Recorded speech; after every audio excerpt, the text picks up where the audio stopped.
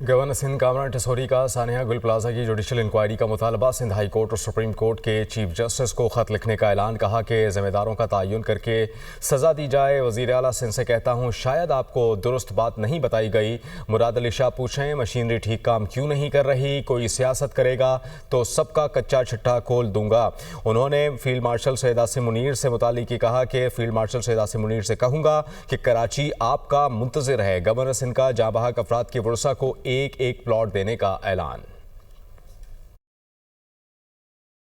سب سے پہلا کام صبح سندھ ہائی کورٹ کے چیف جسٹس اور سپریم کورٹ کے چیف جسٹس کو خط لکھ رہا ہوں کہ اس معاملے کی جوڈیشل انکوائری کرائی جائے۔ ان لاشوں کے لواحقین کے زخموں پر مرہم رکھنے کے بجائے سیاسی بیانات ان لواحقین کے زخموں پر نمک چھڑک رہے ہیں۔